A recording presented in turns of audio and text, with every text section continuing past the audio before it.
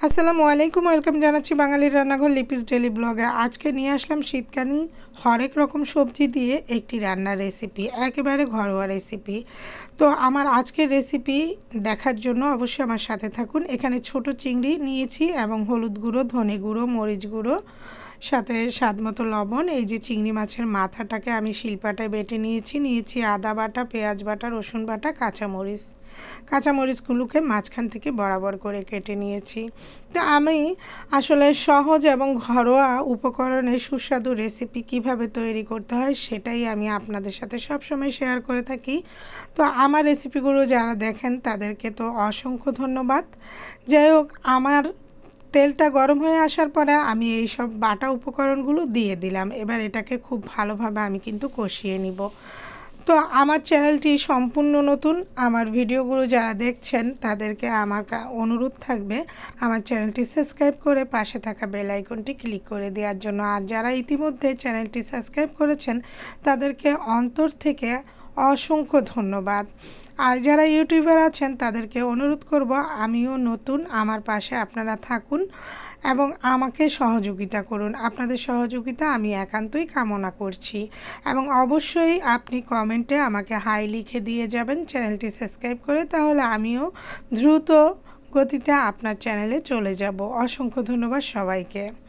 তা আমি এই মশলাটাকে খুব ভালোভাবে কষিয়ে নিচ্ছি। এবার ওই যে 1 চামচ হলুদ গুঁড়ো নিয়েছি, 1 চামচ ধনে গুঁড়ো আর হাফ চামচ মরিচ গুঁড়ো নিয়েছি, স্বাদ মতো লবণ নিয়েছি। ওইখানে আমি একটু পানি মিক্স করে তারপরে এই মশলাটা এখানে দিয়ে দিচ্ছি। দিয়ে আমি এটাকে আরও কিছুক্ষণ কষাবো, কারণ হলুদ মরিচের কাঁচা গন্ধটা চলে না গেলে তাহলে খেতে ভালো লাগে না, একটা কাঁচা কাঁচা গন্ধ আসে সবজিতে। যার কারণে এইভাবে আমি খুব ভালোভাবে একটু কষিয়ে নিব মশলাকে, এবং মশলার গায়ে থেকে যখন তেলটা ছেড়ে আসবে তখনই কিন্তু আমি এখানে চিংড়ি মাছগুলো দিয়ে দিব।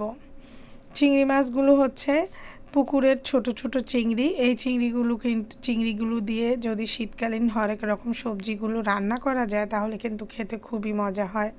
আর সবজির মধ্যে রয়েছে ফুলকপি, বরবটি, মূলো, আলু, পেঁপে, বেগুন, এইসব কিছু।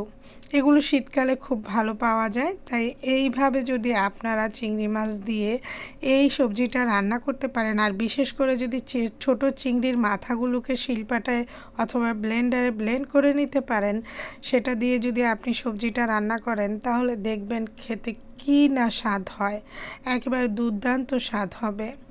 তো আমি চিংড়ি মাছগুলো দিয়ে দিয়েছি এবং চিংড়ি মাছটাকে একটু মিশিয়ে নিয়ে এবার সবজিগুলোও দিয়ে দিব।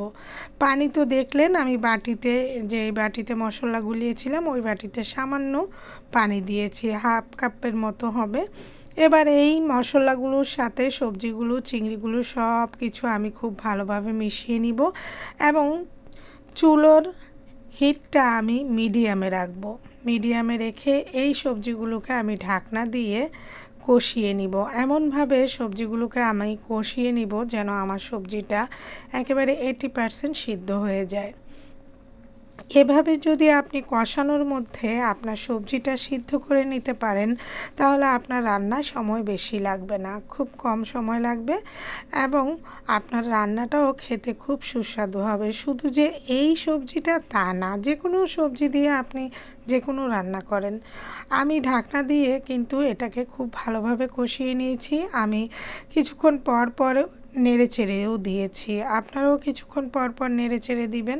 সবজির ভিতরে কিন্তু একটা এক্সট্রা পানি থাকে, সেই পানিটাতেও কিন্তু সবজিটা সেদ্ধ করা যায়। তো এই টেকনিকটা অবলম্বন করে দেখবেন আপনাদের সবজি খুবই সুস্বাদু হবে। সবজি যদি পরিবারে কেউ না খেয়েও থাকে সেও কিন্তু খাবে। তো আমার কষানোটা অলরেডি ডান। এখন আমি পরিমাণ মতো পানি দিব। আমি আবার সবজিতে অত বেশি পানি খাই না, মাখো মাখোভাবে আমি সবজিটা রান্না করা পছন্দ করি, যার কারণে আমি আমার পরিমাণ মতো পানি দিয়েছি, আপনারা আপনাদের পরিমাণ মতো পানি দিয়ে নেবেন। এবার আমি এটাকে ঢাকনা দিয়ে ততক্ষণ রানবো যতক্ষণ এটা আমার পছন্দ মতো মাখো মাখো হয়ে না যাবে। তো এই তো আমার রান্নাটা অলরেডি হয়ে গিয়েছে। এবার আমি রান্নাটা নামানোর 1 মিনিট আগে আমি এই যে ম্যাগির এই ম্যাজিক মশলাটা দিয়ে দিলাম। এটা আমার পার্সোনালি পছন্দ, যার কারণে আমি যে কোনো সবজি রান্না করলে এই মশলাটা ব্যবহার করি। আপনারা চাইলে দিতেও পারেন অথবা নাও দিতে পারেন। তো আবার হয়তো আরেকটা কথা, আপনারা বলতে পারেন সবজিতে কি কেউ আদা বাটা দেয়? আদা বাটাটা দিলে আপনার জন্যই ভালো, কারণ আদা আমাদের গ্যাসের অনেক সমস্যার সমাধান করে। তো যাই হোক, আমার রান্নাটা অলরেডি হয়ে গিয়েছে। এবার আমি উপর থেকে ধনেপাতাটা দিয়ে দিলাম। তো আশা করি আমার রান্নাটি আপনাদের কাছে ভালো লেগেছে। আজকের মতো আল্লাহ হাফেজ।